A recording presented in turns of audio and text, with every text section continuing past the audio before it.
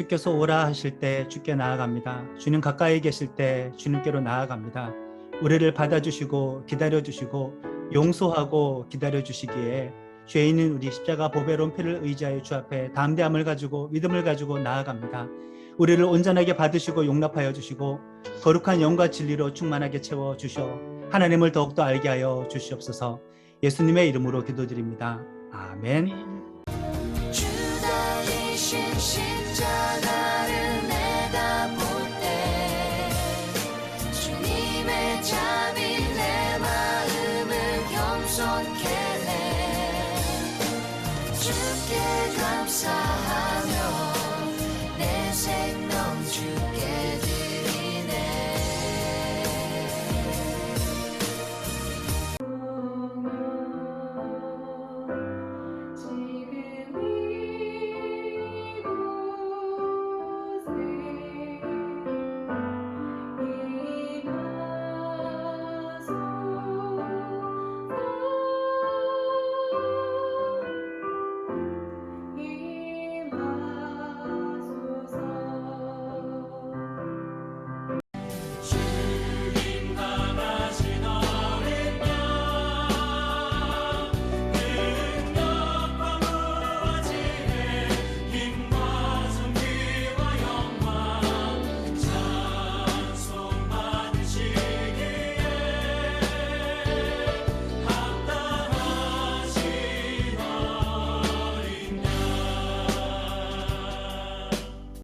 오늘은 사순절 마지막 주간 종료 주일입니다. 오늘은 종료 주일이고 이번 주간은 고난 주간입니다. 고난 주간을 맞이하여서 다시 한번 예수님의 십자가를 우리가 묵상하고 경험하기 위하여 성찬에 참여하고자 합니다. 주님, 종료 주일 고난 주간을 맞이하여서 하나님의 성찬에 참여합니다. 2000년 전 있었던 십자가의 사건을 과거의 역사로 묻어두지 아니하고 나의 마음과 나의 영혼, 나의 믿음 속에 살아있는 날 위한 현재의 사건으로 깨닫고 믿고 받아들이고 경험하기를 원하오니 성찬에 참여하는 나눔교회 지체들에게 하나님의 성령으로 임재하여 주셔서 떡과 포도주를 통하여 주의 피와 살을 경험할 수 있도록 은혜 베풀어 주시옵소서. 예수님의 이름으로 기도드립니다. 아멘. 다 같이 성찬에 참여하겠습니다. 오늘 하나님께서 우리들에게 주시는 말씀은 갈라디아서 2장 20절의 말씀입니다. 계신 곳에서 한 목소리로 봉독합니다. 내가 그리스도와 함께 십자가에 못 박혔나니 그런즉 이제는 내가 사는 것이 아니요 오직 내 안에 그리스도께서 사시는 것이라. 이제 내가 육체 가운데 사는 것은 나를 사랑하사 나를 위하여 자기 자신을 버리신 하나님의 아들을 믿는 믿음 안에서 사는 것이라. 아멘. 오늘 주일은 예수님이 예루살렘에 입성하는 것을 기억하는 종료 주일입니다. 예수님의 십자가 죽음과 부활을 기념하는 사순절 절기 가운데 마지막 주일, 마지막 주간입니다. 그리고 이번 주간은 십자가 죽음과 부활의 일주일을 기억하는 고난 주간으로 교회는 그동안 지켜왔습니다.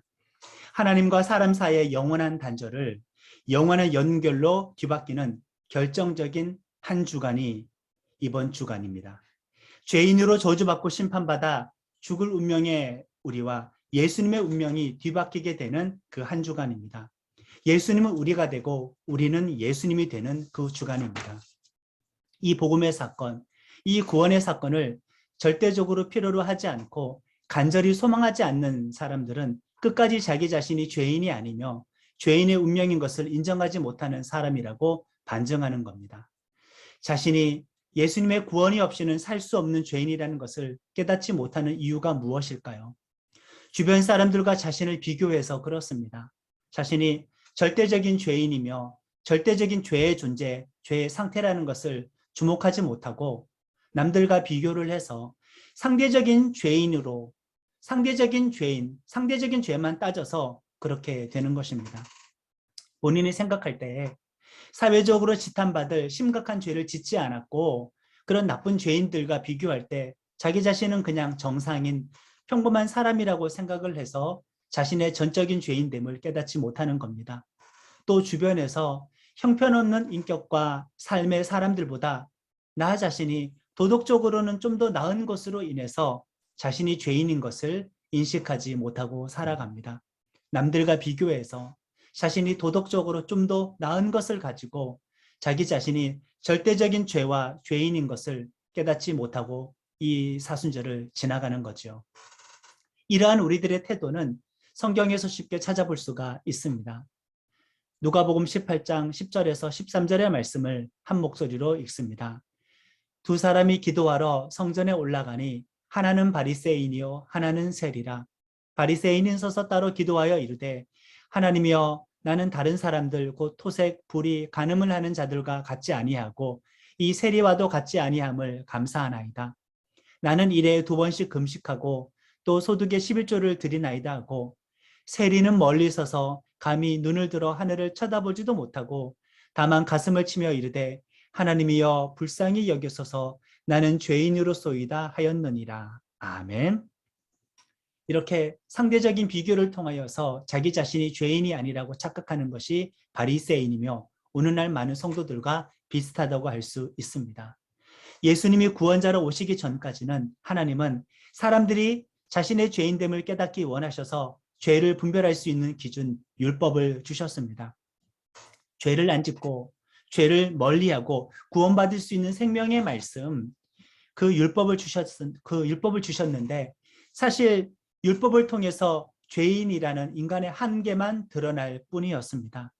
도덕적인 죄, 상대적인 죄를 통해서 인간이 죄인이 아니다라는 것이 아니라 인간 존재 자체가 절대적인 죄인이라는 것을 율법이 밝혀내었습니다.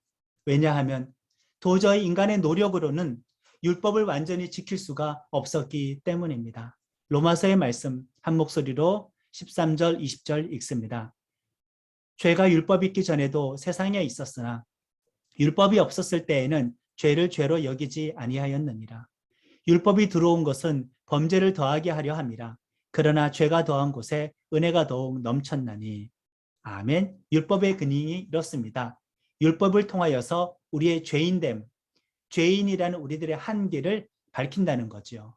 하나님은 왜 이렇게 섭리하셨을까요? 진정한 구원자 예수님을 기다리라는 것입니다. 예수님을 만나라는 것입니다. 예수님을 통해서 구원받으라는 것입니다.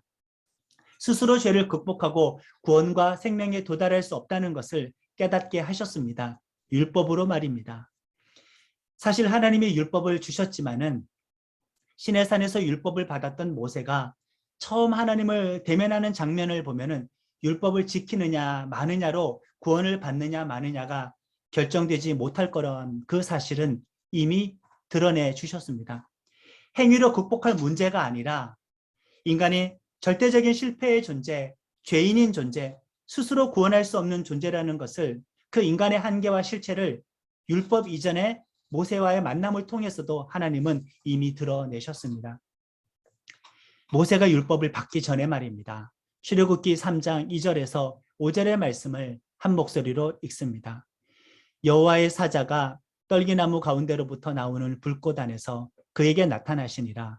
그가 보니 떨기나무에 불이 붙었으나 그 떨기나무가 사라지지 아니하는지라. 이에 모세가 이르되 내가 돌이켜 가서 이 큰 광경을 보리라. 떨기나무가 어찌하여 타지 아니하는고 하니 그때 여호와께서 그가 보려고 돌이켜 오는 것을 보신지라. 하나님이 떨기나무 가운데서 그를 불러 이르시되 모세야 모세야 하시니 그가 이르되 내가 여기 있나이다. 하나님이 이르시되 이리로 가까이 오지 말라. 내가 선 곳은 거룩한 땅이니 내 발에서 신을 벗으라. 아멘. 하나님이 시내산에 임하셨고 모세를 민족의 구원자로 세우려고 만나는 장면입니다. 거기서 하나님은 모세에게 만나자마자 네가 살인자였고 도덕적으로 부족하고 도망자였고 민족의 아픔을 외면했고 등등 모세의 도덕적, 양심적 어떤 법률적인 죄악을 일일이 논하면서 따지지 않았습니다. 그냥 나에게 가까이 오지 말아라. 내가 선 곳은 내가 임재한 곳, 나의 땅은 거룩한 곳이니 신을 벗어라. 광야를 살아가는데 신발을 신고 다니는 게 당연하지요. 그리고 그 신발은 먼지가 묻고 더럽혀지는 게 당연하지요. 그걸 가지고 신발을 벗으라고요? 광야에서는 어쩔 수 없이 신발을 신어야 하는데 그 신발은 더럽혀지기 마련입니다. 절대적으로 더러워질 수밖에 없습니다. 단순하게 신발을 벗으라는 그 명령의 의미, 그 뜻만이 아닙니다. 모세의 한계를 명시하는 것입니다. 이것은 무슨 모세의 도덕적인 죄, 법률적인 죄, 상대적인 죄를 따지자는 것 아닙니다. 그것 때문에 신발을 벗으라고 하는 것이 아닙니다. 어쩔 수 없는 절대적인 더러움, 절대적인 죄, 절대적인 한계를 지적한 것입니다. 모세, 넌 죄인이다. 너의 존재 자체가 죄인이다. 그 뜻입니다. 이후에 모세는 하나님을 대신하여 하나님의 백성의 구원자가 되어 이집트로 돌아갑니다. 거기서 백성들을 이끌고 이집트를 탈출해서 3개월 뒤에 다시 시내산에 도착하고 그 산에 올라서 율법의 말씀을 받았습니다. 율법의 말씀을 받기 전부터 모세는 전적인 죄인이었고 율법을 통해서는 인간의 한계와 전적인 죄인됨을 드러낼 뿐이었습니다. 맞습니다. 물론 율법의 말씀을 지키지 못해서 죄인인 것은 맞습니다. 그러면 율법의 말씀을 만약에 표면적으로 지킨다고 하면 죄인이 아닌가요? 율법의 말씀을 받기 전부터 모세가 하나님 앞에서 절대적인 죄인이었는데 하나님 대신 임재한 율법은 그 사실을 확인시켜 주는 것뿐입니다. 상대적으로 율법을 지킨다고 하여서, 표면적으로 율법을 지킨다고 하여서 인간의 존재 자체가 의인이 되는 것은 아닙니다. 상대적으로 의인이 될, 순간적으로 의인이 될 뿐입니다. 율법을 주셨고요. 짐승 제사를 주셨고요. 성전을 주셨습니다. 그런데 율법을 지키는 데 실패했고요. 짐승의 제사를 통하여서는 죄를 없이 하는 데 실패했습니다. 성막, 솔로몬의 성전, 스룹바벨의 성전, 헤롯의 성전을 계속 지었지만은 그 성전을 통해서 죄 용서받고 구원받고 죄를 이기는 데는 실패했습니다. 결과적으로 이스라엘 백성과 나라는 망해버렸습니다. 이 일련의 모든 과정을 통하여서 깨달아야 하는 것은 율법을 잘 지키고 제사를 잘 드리고 성전을 잘 간직해서 상대적인 죄, 도덕적인 죄, 양심의 일부의 죄를 순간적으로 용서받고 해결할 수는 있지만은 말 그대로 그것은 상대적인 죄일 뿐이었고 절대적인 죄인인 것을 드러낼 뿐이었습니다. 모든 실패를 통해서 드러난 것은 사람은 율법을 통해서 짐승 제사를 통해서 성전을 통해서 신앙생활 잘한다고 해 죄를 완전하게 극복하지는 못한다는 그 사실입니다. 그동안 하나님의 백성들에게 사사도 보내어 봤고요. 선지자도 보내어 봤고요. 왕들을 기름 부어서 세워줘 봤고요. 그런데 죄의 문제를 극복하는 데에는 다 실패했다는 겁니다. 결국 말하고자 하는 바는 인간은 전적으로 죄인이다. 절대 스스로가 스스로를 구원할 수 없다. 스스로가 스스로를 구원하는데 일조할 수 없다는 사실입니다. 누군가 전해주는 의, 누군가 전해주는 은혜, 전해주는 용서와 생명, 전해주는 구원이 필요합니다. 그리고 하나님은 이미 율법을 주시고 짐승으로 피 흘리는 제사 제도를 주셨을 때에 전가되는 의와 은혜로 구원받게 될 것을 그 제사 의식 속에 예언해 두셨습니다. 구약시대에 하나님의 백성이 율법을 어겨 죄를 지었을 때 용서를 받기 위해 그 죄인은 짐승을 이끌고 제사장에게 찾아옵니다. 죄 용서의 조건과 대가는 피 흘려서 죽어야 용서가 되는데 내 죄를 용서받기 위해 내가 피 흘리고 내가 죽어버리면 그건 죄를 용서받고 죄를 극복한 것이 아니라 나는 나의 죄에 따라서 심판받아 버린 것 아니겠습니까? 내가 안 죽고 피 흘리는 죽음이 있어야 죄를 용서받는데 나를 대신할 짐승 제물이 필요했던 것입니다. 죄인의 짐승을 이끌고 제사장에게 오면은 그 죄인 당사자는 자기가 끌고 온 제물 짐승의 머리에 손을 얹고 안수를 합니다. 이 안수의 의미는 나의 죄를 짐승에게 넘긴다는 거지요. 나의 죄를 짐승에게 책임 전가한다는 겁니다. 나의 죄를 전가하는 것이죠. 그리고 짐승은 죽습니다. 내 죄 때문에 당사자인 내가 죽는 것이 아니라 제물 짐승이 죽는 것입니다. 신약에서 예수님이 공생애를 시작하기 전에 요단강에서 물세례를 받았습니다. 세례는 회개의식이고 정결의식입니다. 죄가 없는 예수님이 왜 세례를 받을 필요가 있었을까요? 왜 예수님은 세례 요한에게 세례를 받았을까요? 예수님께서 세례를 받으신 것은 자신의 죄를 씻기 위한 세례가 아니라 다른 사람들의 죄를 넘겨받는, 전가받는 의미에서의 세례였습니다. 죄를 전가받는, 안수받았던 그 제물과 같은 처지가 된 것이지요. 구약 제사 가운데 특별한 제사가 있었는데 민수기 19장에 나오는 부정을 깨끗하게 하는 물을 만드는 제사 의식이 있습니다. 백성들이 온전하고 흠이 없는 송아지를 끌고 옵니다. 제사장은 송아지를 가지고 백성들의 주둔지 밖으로 끌고 나갑니다. 진영 밖에서 백성들은 그 송아지를 제사장 앞에서 도살합니다. 제사장은 그 죽은 송아지와 여러 가지 재료를 태워서 정결케 하는 물을 만드는 그 재료인 재를 만듭니다. 그 재는 항상 진영 주둔지 밖에 둡니다. 진영 주둔지 밖에서 진영 주둔지 안에 있는 백성의 부정을 깨끗하게 하는 제사가 이루어진 거죠. 진영 밖에서 정결 의식이 이루어진 것입니다. 보통 대부분의 제사는 진영 밖에서 이루어지지 않고 진영 정중앙에 있는 성막 안에서 번제단에서 짐승이 태워지는 제사를 통해서 정결 의식이 행해졌는데 이 민수기에 나오는 이 특별한 제사는 진영 바깥에서 이루어지는 제사였습니다. 무엇이 떠오릅니까? 이것은 어떤 예언입니까? 예수님은 예루살렘 시내에서 벗어나 성 밖을 나가 골고다 언덕에서 십자가 죽임을 당했습니다. 예수님이 예루살렘 안 진영 주둔지 안에서 죽으신 것이 아닙니다. 예루살렘 내부에 있었던 성전 안에서 예수님이 죽지 않았습니다. 성전의 제사의식으로 백성의 죄가 사해진 것이 아니라 성전 밖, 예루살렘 도성 그 성벽 바깥에 있는 골고다 언덕에서 예수님이 제물로 죽으신 그 사건입니다. 그래서 민수기 19장의 이 특별한 제사는 예수님의 십자가 죽음을 더욱더 선명하게 예고하는 그 기능이 있습니다. 민수기 19장의 이 정결케 하는 제를 만드는 제사 의식에서 우리가 이해하지 못할 부분이 있는데 그 작업을 진행한 제사장들이 부정해진다는 겁니다. 지금 정결케 하는 물을 만들기 위한 그 일을 진행하고 있는데 백성들을 정결케 하는 작업을 하고 있는데 그 일을 진행하는 제사장은 오히려 더러워집니다. 이게 말이 안 되지 않습니까? 정결 의식을 행하는 사람은 도리어 더러워지게 되는 이 상황 말이에요. 민수기 19장 7절의 말씀을 우리 한 목소리로 읽습니다. 제사장은 자기의 옷을 빨고 물로 몸을 씻은 후에 진영에 들어갈 것이라.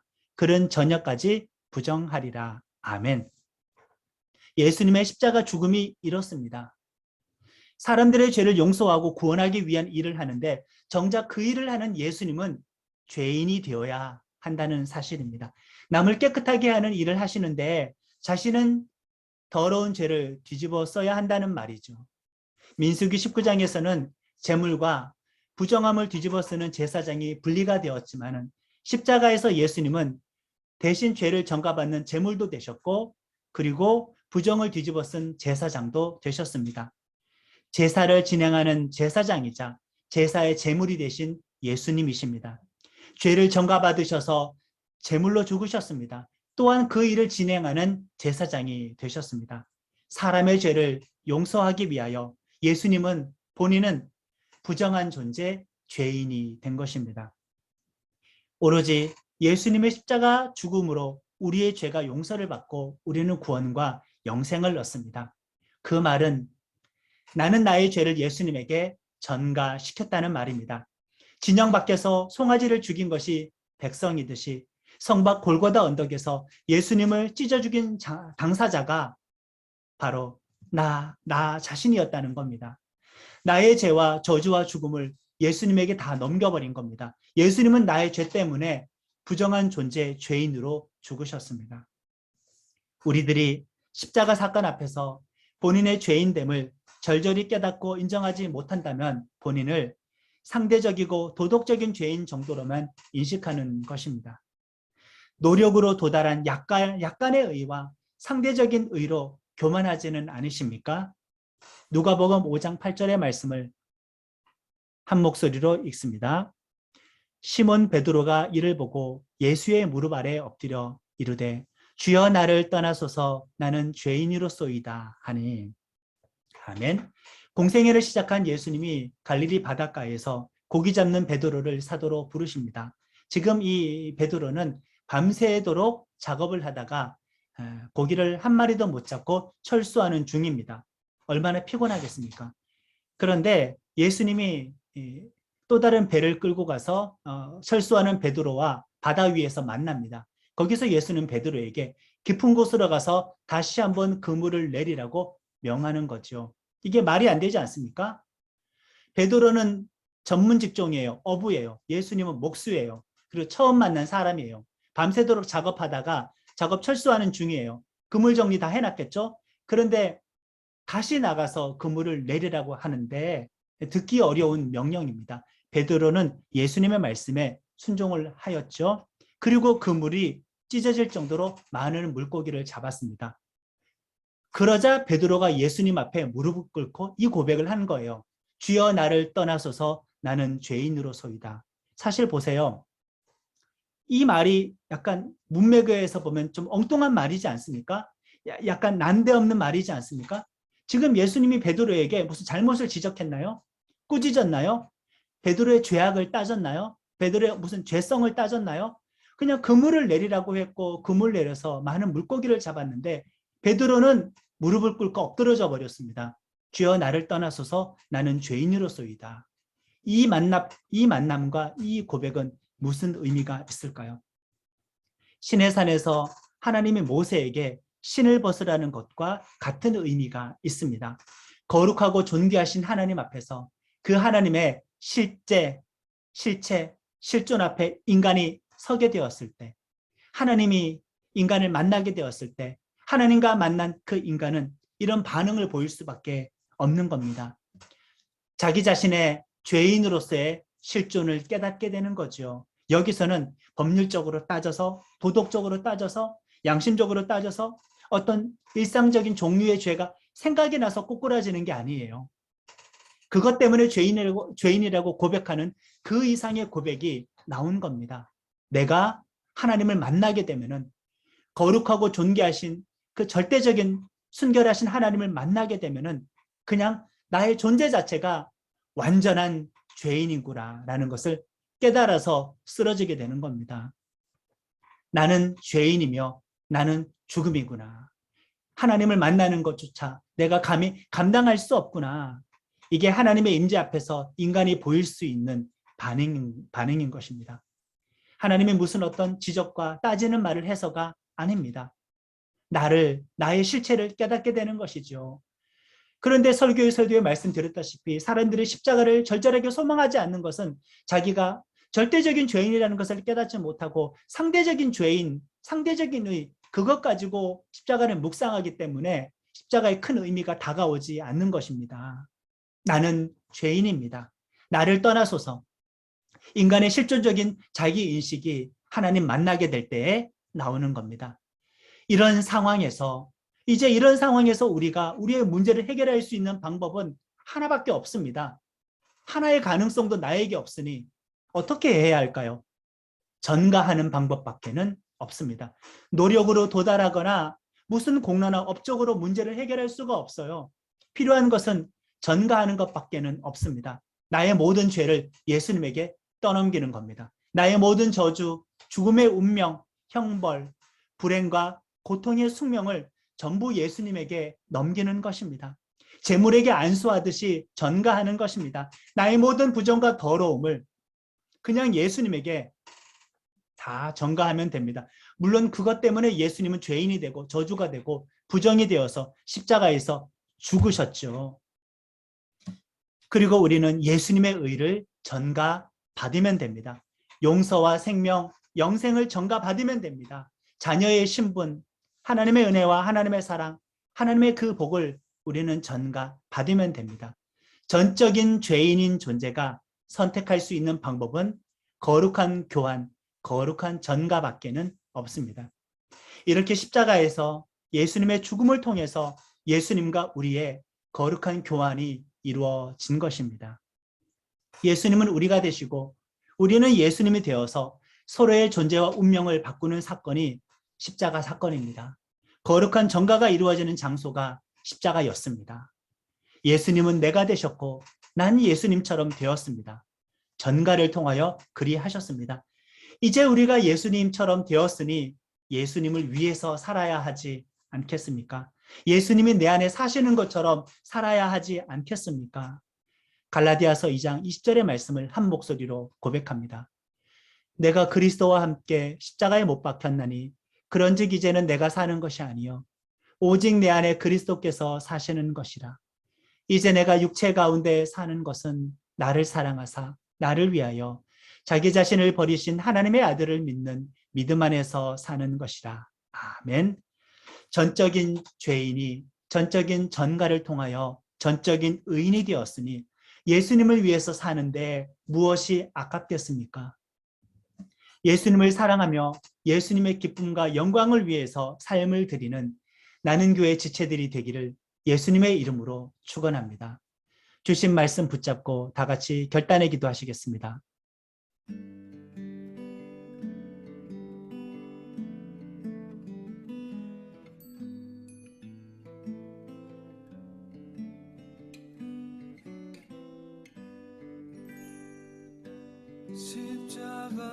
십자가에서 그는 내 이름 바꾸셨네. 십자가에서 나의 이름을, 나의 신분을, 나의 운명을, 나의 존재와 나의 상태를 바꾸어 주셔서 감사합니다. 내가 떠넘겼을 때에 대신 받아주신 분이 있고 대신 받아주셔서 십자가에 죽으신 예수님 때문에 이런 거룩한 전가와 교환을 통하여 의인 되게 하셨고 자녀 되게 하셨고 영생 얻는 자가 되게 하셨고 구원의 백성 되게 하셨으니 예수님의 십자가 그 사건 감사를 드립니다. 이제 나는 예수님과 끊임없이 교환하는 삶 살기를 원합니다. 복음 때문에 살기를 원합니다. 복음으로 살기를 원합니다. 예수님에게 묶여 있어 살기를 원합니다. 하나님, 조금이라도 약간이라도 상대적인 의로움 가지고 교만해지지 않게 하소서. 상대적인 죄만 지었다고 교만해지지 않게 하소서. 예수님 알기 전에, 주님과 바꾸기 전에 나 자신의 신분은 일만의 가능성도 없던 전적인 타락의 존재의 죄인이었다는 것을 깨닫고 십자가를 사랑하며 깊이 묵상하는 나는 교회 지체들이 되어질 수 있도록 은혜를 베풀어 주시옵소서. 이제 나는 내 안에 내가 살지 않고 나를 위하여 대신 죽으신 예수님께서 사시는 것이니 주의 영광을 위한 삶을 살아가는 결단하는 나는 교회 지체들이 되어질 수 있도록 은혜를 베풀어 주시옵소서. 예수님의 이름으로 기도드립니다. 아멘. 내가 그리스도와 함께